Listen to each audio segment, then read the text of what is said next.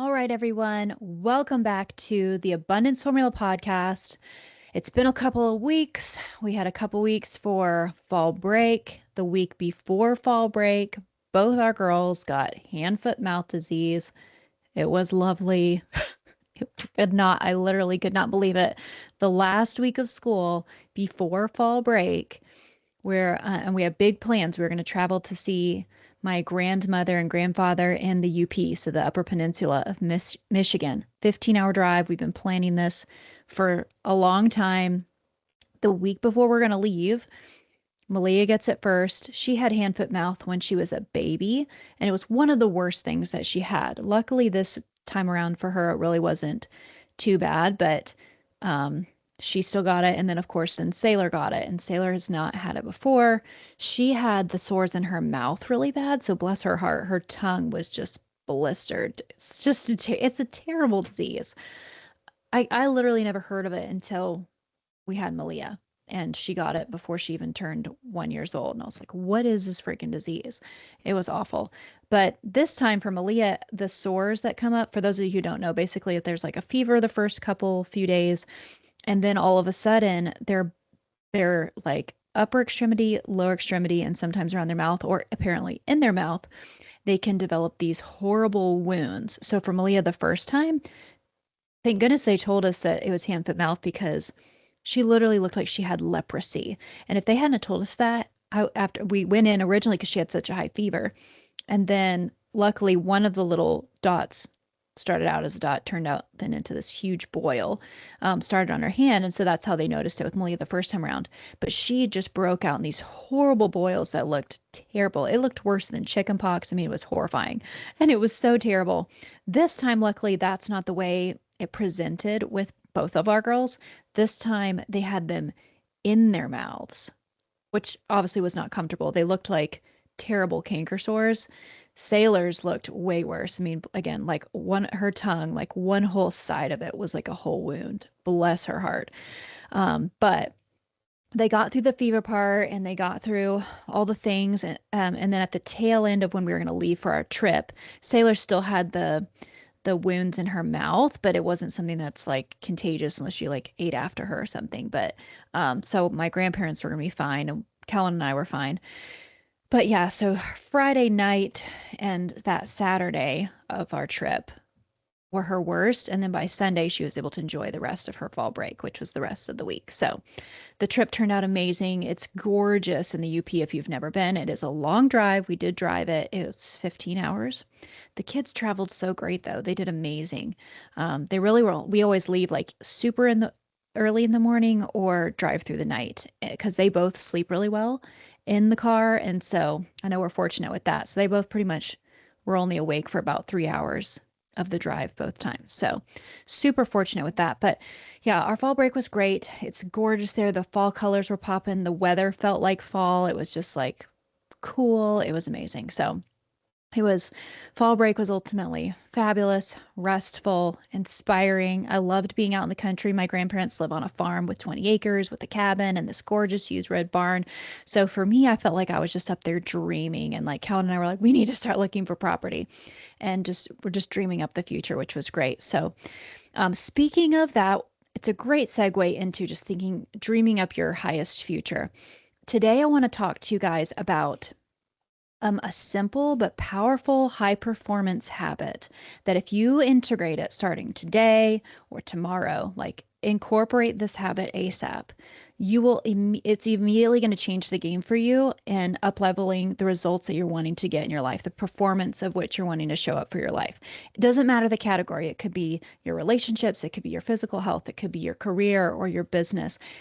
Any category that is important to your value system of life, this habit will elevate your performance, elevate your outcomes palpably. You will notice within the first week. Now, your brain might be a little tired the first week, and I'll go into why. But before you know it, it's second nature, and then you can add on more high performance habit layers to continue to amplify your life in all of these areas that are important to you.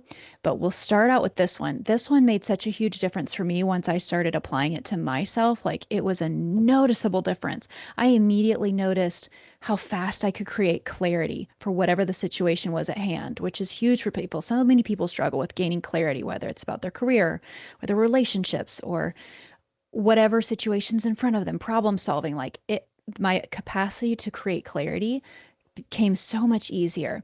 My ability to generate energy was notable difference. The energy that I showed up, like the vibrance in the room, my literal energy, which if any of you guys have kids and you're working parents and you run a business, like, you know that normally you're really tired and you kind of think that just has to be part of it. It really doesn't. When you start incorporating this habit, you will receive energy back, notably, and then some. Okay, so I started feeling I could really generate better energy and quality of that energy. And then, of course, because of all that, I increased my productivity. I had more clarity. I had more energy. Of course, I'm going to be more productive in any of the things that I'm wanting to do. And then I found I became more influential. And I'll explain kind of how that ties in as well in a minute. But it's just this revolving circle of high performance that occurs when you start to implement this habit into your day. Okay, so this is what I want you guys to grab a pen and pencil if you can. If not, make sure you re-listen to this when you can. And then I'll have a challenge for you at the end of this episode. So there's a concept that I want you to work on, and that's mastering the transitions in your day. So what's a transition? So many times through each day, we're transitioning from one situation to the next, or one sort of genre of our day into the next. So for example, I wake up in the morning and I'm going to do cardio. That's the first transition. I'm going from sleep, getting out of bed, and I'm going to exercise. And then from cardio, I'm going to transition into lifting weights, and I'll be lifting weights. Then from lifting weights, I'm going to transition into reading my Bible. Then I'm going to transition from reading my Bible into getting Malia's stuff ready for school, getting my stuff ready for my work day at my practitioner job, getting Sailor's stuff ready for school. It's getting ready for the daytime, getting it all packed up. Then we're going to transition. I'm going to get the girls up and we're going to leave the house. Now we're in drive transition time. And then we're at drop off at school time. We're transitioning to drop off time. From then I'm transitioning into my car alone, and I'm going to drive now from school to work on my own. Solo time. Then I'm going to transition from solo time into work mode time. I'm going to get into practitioner mode. I'm going to go in. And then even in my practitioner day, there's different transitions. There's me seeing patients, and then there's me sitting at the desk, maybe doing paperwork. Maybe I'm modifying a mold like I was today for a prosthetic patient. These are different, there's work transitions within your day. Are you in a meeting? Are you on a Teams call? Are you writing? Are you getting a break? Are you on your lunch break? So you get the idea, transitions in that day. Then you're going to leave work. I'm going to pick Malia up from school. That's a transition. The drive to get Malia is a transition. I'm going to get home. She's going to have piano lesson. But before she has piano lesson, we have the transition of some just chill time. Then piano lesson. You get it. So many transitions in each and every one of our days. So these transitions, when we don't intentionally think about them, are energy drains. They create chaos. They leave us scrounging around in our day. And this is not fueling. And we feel like we're taking the 2 steps forward, 3 steps back feeling. That is what that is. When we haven't mastered our transitions and our mindset around the transitions, this is what leaves us feeling like we might have worked so hard in the day, but didn't actually move the needle forward. And if anything, we might have felt like we slid backwards. So this is how we master the transition. So what that means is when you notice you're in a transition in your day, start pausing. And if you want it to be for 5 breaths or 10, we'll establish that in the challenge here in a minute. But if you could do it for 10 breaths, so you're going to pause before your next thing. So for example, I dropped Malia off at school. I got in my car. Pause for 10 full big breaths where you go.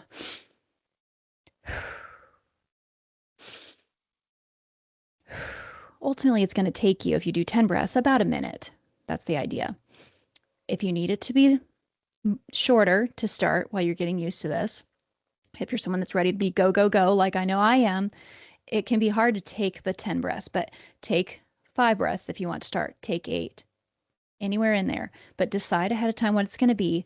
Take the full breaths in, slow out. And what you're going to do is you're going to release tension and then you're going to set intention. So that's going to be your theme. Write this down. You're going to, in your transitions, in every transition in your day, you're going to release tension and set intention. Now, what do I mean by set intention? Okay, you're going to take your breaths, release the tension, and now you decide, okay, for this next thing I'm going to do, what is intention means what's the purpose? What's the aim? What's the end goal? What's the end game? Why am I doing this? Okay, get really clear and intentional. Like, what is your intention for the next thing you're doing? Is it what's the intention for? So here's an easy one. So I get home from work. There's a space, right, between my daughter's piano lesson and when we get home. There's about a 40-minute span. My intention for that time for us is Malia's just finished school.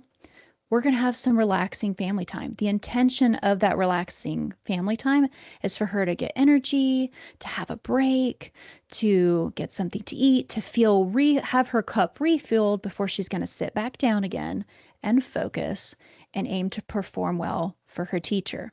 So the intention behind that time is we're going to chill until your lesson. Then she's going to sit down for her piano lesson. And obviously, we work on this with Malia too, but the intention of that time is for her to learn. And I'm going to sit there as the parent and I'm going to listen and learn so that I can best know how to help her practice when the teacher's not here. So the intention of that 30-minute lesson for me is not only to hopefully help my child grow and learn some musical skills, but I'm also going to be paying attention so I can best support and help her when the teacher's gone. When the teacher leaves, now we're into another transition. So you're thinking about what is the reason for this. So I'm going to sit down, I'm going to record a podcast. Breathe first. What's my intention for this? Why do I want to get on this episode? What's the end game? Why am I doing this? Setting your intention is helpful because not only does it create clarity, you start figuring out real fast, is this even a task I even need to be doing? Or is this just busy work? Or am I even living my life? Am I even present? Am I even here? Is this worth anything? And what's really helpful with setting your intention for the next situation is it helps you navigate when obstacles come up even better because you already have gotten clear about what is the reason behind this. And I'm going to take it to another level here because I'll give you an example and this will make sense.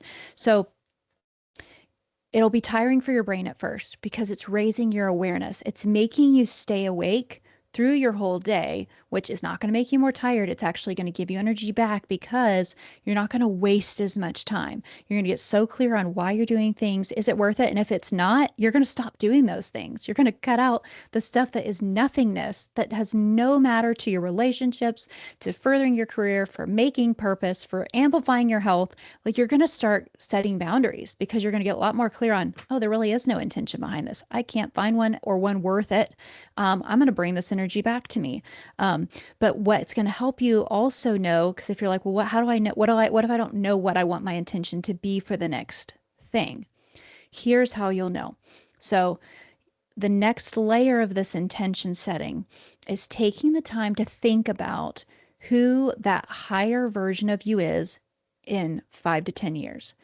What is he or she like? And this is something you'll want to write down. And and when I give you sort of a challenge, I'll put this will be concisely in a row so you can kind of write it down. But really think about, be intentional about who is this version of you in 5 or 10 years that is a high performer in all areas of their life, with their relationships, family and friends, in their spiritual life, with their physical health and their aspirations and their ambition, whether that's nonprofit, for profit, whatever gives you fulfillment 10 years from now. What are what kind of role model do you want to be? What kind of characteristics do you embody? What are some of your virtues and values that you live by? What are some of the skill sets that you have? Even if you don't have them today, what are some things that you knew you needed to work on that you've become adept at now because it was going to further amplify your life and your outcomes? So figure out who that future version of you is, the higher version of you that's 5 or 10 years. It's not just somewhere out in the future. Like it's 5 or 10 years, picturing your highest performing self. What do they do? What is she like? What is he like? When you've thought through that a little bit and you've gotten a little bit of, I mean, I would, as detailed as you can get, it's going to help you more today, because then to get to where he or she is in 10 years, you can do all of those things now. So now when you come into a circumstance, especially if it's one that takes you by surprise, okay, so my intention for when I got home was that it was going to be, this relaxing evening after I was done with all my efficiencies. I was going to make this wonderful family dinner. We were going to enjoy it together and it was going to be a great evening. Well, what if something happens and now you end up in an argument with your husband or your spouse, and you kind of feel like you're scrounging because you don't know what your intention, like you've not thought about what is my intention for this situation that's occurred. Pause even within circumstances, especially ones that are surprising, and think, okay, if you're in an argument with your child or your husband or your wife, whatever, you're thinking about, okay, what is the goal of this? What is the end game? Is your goal to be heard the loudest and win the argument? Is that really your intention for this moment? Or really is your intention that you want to make sure that you are a good role model as a mom, and you're going to calm yourself down for your child and this interaction between them? What is your real intention for this moment? Okay, we're in an argument, we're in a disagreement. My intention is actually to try to show them how to manage their emotions well, how to be able to solve a problem at hand and do it in a loving way so that everyone here knows they're valued and they're heard. I want them to see what a good mom would do. Like the mom that's like me in the future in 10 years, it's like super mom and awesome. And think about the things you want. This is in this future version. If you can write these things down, what would you want your kids in the different areas of your lives? What would you want your kids to say about you as a mom in the dream world? What would they want to say she was like in good times and in bad times? What was the example that she set? That gives you clarity. So when you're in these circumstances, you can anchor yourself in the intention of, okay, if this is the kind of mom I want them to say I was 10 years from now, what do I need to do right now then in this controversy? Or if it's a thing with your spouse, like really, in my highest version of myself in this marriage that I want to have, the kind of marriage I want to have in 10 years is not one built upon trying to beat out the other person in an argument. It's not to beat them. It's not to have the bigger stab. It's not to, feel on top and make them feel below. That's not the end goal, because that's not the structure of what the marriage that I would want in the future would look like. And whether I was on top or the one that felt diminished, neither of those is my dream marriage. So how can I act now in this situation? What is my intention? Really clarifies the actions you're going to take, and you can pause within moments, within circumstances, to say, you may not get 10 breaths in, or you could, and that will slow an argument, especially if it's a controversy situation, that you could pause for a few breaths. And even if the person's like, what are you doing? Be like, it can break up the argument. Be like, I needed to pause for a minute just to really think about my intention for what we're doing here in this discussion that we're having, and how I can, go about this argument in a way that is the wife I'm proud to be in the future. How would she address this? What is this argument really about? And what is really the goals and outcomes of our marriage? And how does this argument fit in that along the way? Same thing with our kids. Of course, there'll be at different layers of intelligence based on how old your kids are and the things they can understand. But especially when our kids are little, it's on us to say, what is my intention in this whole disagreement we're having, in this whole drama that's ensuing? What meaning am I attaching to it, and what should be attached to it? And how can I act now as the role model that I really want to be as a woman for them to become in the future, or, to aspire hopefully to be. And so when you get really deep on what does that future version of you look like, what would they do? What do they value? What kind of role model do they want to be? Then when you get to each of these transitions that you'll deal with, positive or negative, if you feel stuck for a moment on, well, what should my intention be? What would their intention be? And you'll always find the answer in there. You always know whether it's something that makes you uncomfortable, something you don't like, but it's what you need to do. Maybe it's a work related thing and you're like nervous about the next thing that's coming up and you feel scared and you want to just pretend to be sick and leave. Well, with the version of you with the life that you want and the high performance you want in 10 years, do that? No. Okay, well, what would she do? How would she hype herself? How would she think about this? How would she prepare? Right? You have the answers then come to you as you're thinking about this version of you that's not stuck behind the boundaries of your present fears and your present quote limitations. And even in thinking of how to solve problems in the future, we all know when we are really intentional about breaking it down, what skill sets do I need to acquire, or what attributes do I need to work on in myself and my character to get where I want to go. And you know what those are. Maybe you're not a techie, like I'm not a techie person, and there's different aspects of projects I'm working on that I want to do, or I feel like I could do faster if I knew more about that stuff. Well, I could learn more about that stuff, or I could ask. I know people that know about it. I need to just ask for help. I know the answers. We all have the answers within us, but are you asking the right question? And are you asking a question at all? Setting an intention is about asking yourself the right question, which oftentimes is, what is the purpose? Why am I doing this? What's the game plan? What is the aim of this? And as you get used to raising your awareness like this constantly through the day, through the little things or the small things, you'll see how quickly this snowballs. Like I said, for me, doing the pause, the release tension, set intention for every single little increment of transition. One of the very first things, again, was clarity, increasing clarity. And that so quickly plugs the leak of energy in your day. Your day no longer feels like chaos. There's still going to be curveballs, but you know how to address the curveball because you go through the same rinse and repeat. Release tension, set the intention to solve this problem. How you're going to do that. But so getting clarity solves the energy problem. Immediately you'll feel more energy. When you feel more energy, you're going to get more productive. When you're more productive, you're going to get better results. When you get better results, you're now more confident. You now have more energy. You now are more excited about the day that's ahead of you. You feel like you're already going to be a better mom. You're already going to be a better wife. You're already going to be a better business owner, or you're already going to be a better employee.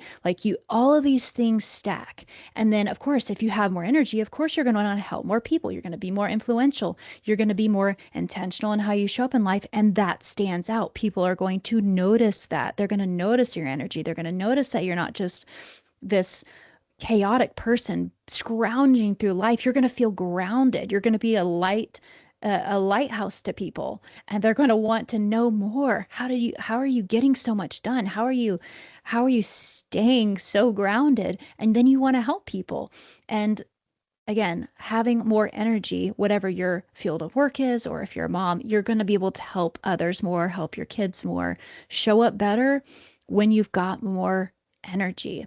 So for me, I really quickly noticed that being intentional, even the literal part of energy coming back. Okay, so if I set the intention, okay, I've dropped Malia off from school, pause, release tension. My intention for this 10-minute drive to work now is for me to just relax. Today, do I want it to be just completely quiet and just let me think my thoughts? Or do I want to play music and maybe the music will be relaxing? Or do I want this transition time to be educational? Do I want to turn an audiobook on or a podcast? Do I want to learn something for 10 minutes from going from A to B here? What is the purpose of this next quiet time I get by myself for 10 minutes? That makes a big difference. And if it's a day I feel like I need a little energy, I feel like I need a physical energy boost, maybe I won't make my brain learn something for 10 more minutes. Maybe I'll just ride in quiet and I'll either do music or just listen to nature and just let my mind be. Do I need it to be a prayer time? Am I needing a little extra help and I just need to say some prayers? Or am I feeling so happy I want to do gratitudes on the way to work? Again, that's a little simple transition time. But knowing ahead of time how I'm going to use the little blip of silence that I get in my life is huge, especially for energy. Or I love brainstorming in the car. So if I know I'm going to get a segment of time alone in the car, I might intend for that time to be brainstorm time because I love to talk out loud.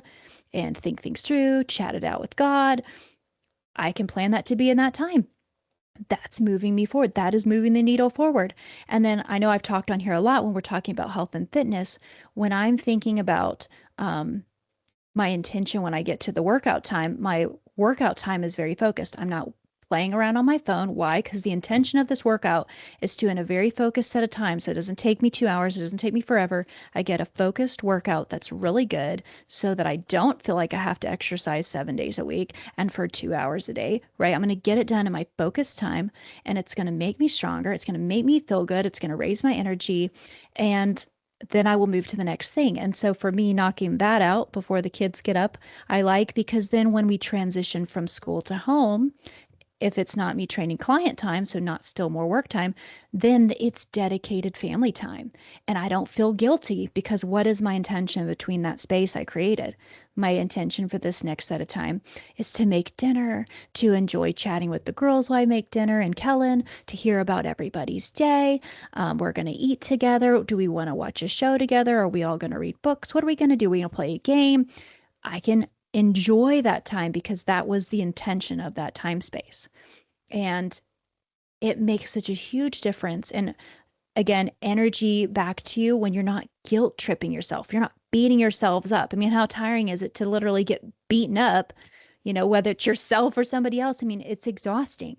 So when we get intentional about every time block, every transition in our day, I'm telling you, the energy boost alone will cascade results in all these other areas too, because you've got something to give.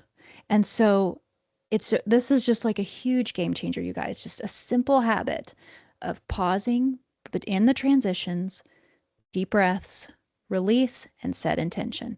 Okay, so here we go. In synopsis, the challenge for you for this next 7 days, depending on when you're listening to this, like time of day, get home the night before you're going to start. I want you to sit down and think about tomorrow's transitions. So what I like to do is I literally have it time blocked in my calendar to sit down and review what's happening the next day. This is helpful for if you have a business, if you're a parent, and you got to look through the schedule, right? So look at what's coming the next day. What are the transitions looking like? Go ahead and get an idea of what it's going to be. And then you can kind of pre-think about what might my intention for each of these transitions be ahead of time. You don't have to know it for sure, but just get a lay of the land of what transitions and what might be the reason for each next situation or thing that you're stepping into, that you're choosing for that day. So get that down. Next, write down all the different attributes of your highest version of yourself that's 10 years down the road, 5 or 10 years down the road. Somebody that has highly performed and optimized their life to create the abundant life that they dreamed of in their 10-year plan. And now they're there. Of course, they're going to have expanded it even the next 10 years. But if you're going to chat with that they're going to be your coach. They're going to be your life coach as you get into these next situations or as you're coming into obstacles or you're coming into controversy. They're going to be that life coach for you to guide you in the actions to take and the intentions to set. So think about that person as detailed as you can. Their value systems, their belief systems, their character traits, their integrity, the kind of role model they want to be, and the different categories that they value in life. Do they value their health? Do they value their mindset? Do they value their spiritual life? Do they value their career or their desire to give back to the world, their service to the world? Again, whether it's for nonprofit or for profit, think about all those things. Get to know that version of you as much as you can before you're in the trenches, potentially, because then that's how you're going to get guidance easier and faster when you're actually in go time doing it live. So do that, and then ahead of time decide if you're going to, in your transition periods, if you're going to pause for 5 deep breaths. Remember, that's a breath. Okay, it's not, we're not setting ourselves up for anxiety. So deep breath in, deep breath out. Will you commit to 5 Will you commit to 8? Or will you commit to 10? Of course, you could do more, but being realistic, some of these transitions are quick. This doesn't mean you have to sit down and close your eyes to do this. If you could, even better, you'll get even more of the relaxation. But realistically, you might have to do these, you know, in your car while you're driving, or if you need to just step into the bathroom at work for a moment, take your breaths, go back out of the bathroom. Again, thinking ahead of your day the night before will help you know where you might need to take some of those pauses. Is it in your car?